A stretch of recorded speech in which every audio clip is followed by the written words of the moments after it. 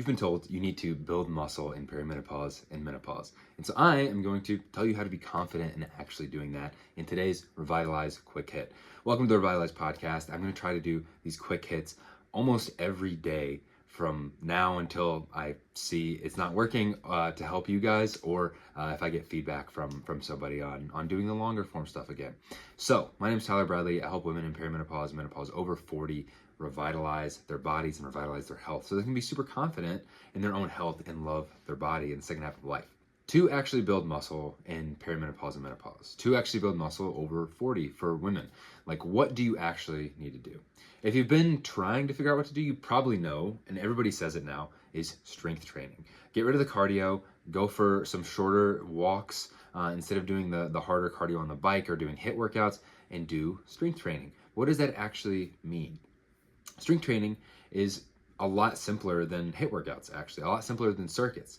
It's focusing on very specific body parts. I typically like to say, like, do full body each day, but the workouts are, for your legs, for your glutes, for your biceps, for your core. They're all kind of separate. And what you're going to do is do them in reps and sets.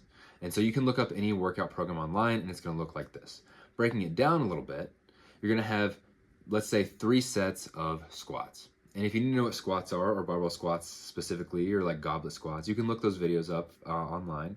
But if you have 3 sets of squats, that means you're going to do 1 set of however many reps are listed. If that's 10 reps, that's pretty straightforward of like, okay, 10 reps in this 1 set. But then you should take a break. And this rest time is very important. This is what a lot of women get wrong. They think, well, I don't feel that tired, so I'm just going to do the next set. But the rest time is vital to giving your body the right adaptation and signaling to it like, hey, we need to build muscle here.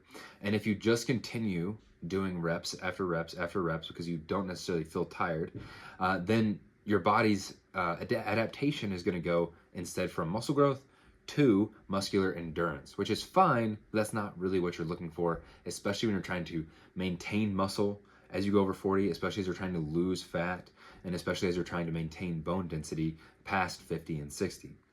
You need to build that muscle, and that's how reps and sets work. You should do workouts that fit your beginner status. If you're very new to lifting, you can do 2 to 3 different exercises, like 1 to 2 sets to start, like 3 days a week. It can be super simple for you to start giving that muscular adaptation and start building the muscle so you can get further and further into like intermediate workouts, and then finally maybe even advanced workouts if you go that far because you really enjoy working out. And a lot of times, the women that I talk to and the women that I coach lack confidence in going to the gym because they either feel like they don't belong, they feel like people are looking at them and they might be doing things the wrong way. And this is where a coach or a trainer actually comes in, whether online or in person, because I talk a lot of my clients through like why they need to be more confident, how to actually do the exercises, and giving them like more mental exercises to combat that confidence. But one of my favorite things to tell people to do is actually go into the gym and choose a workout that you feel fairly comfortable in.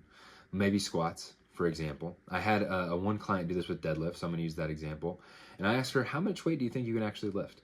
And she said, well, maybe I can deadlift like 45 pounds.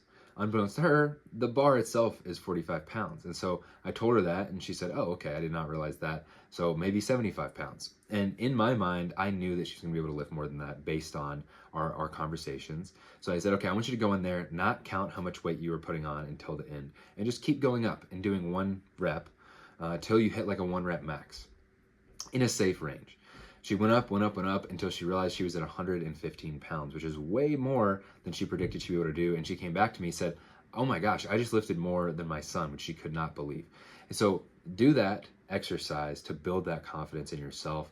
If you are not confident in the forms because you're afraid to get hurt or something, talk to somebody, ask for help, and don't be afraid to do that. This was today's Revitalize Quick Hit. If you have any questions, please reach out to me, drop a comment if this was helpful, and I'll see you in the next one.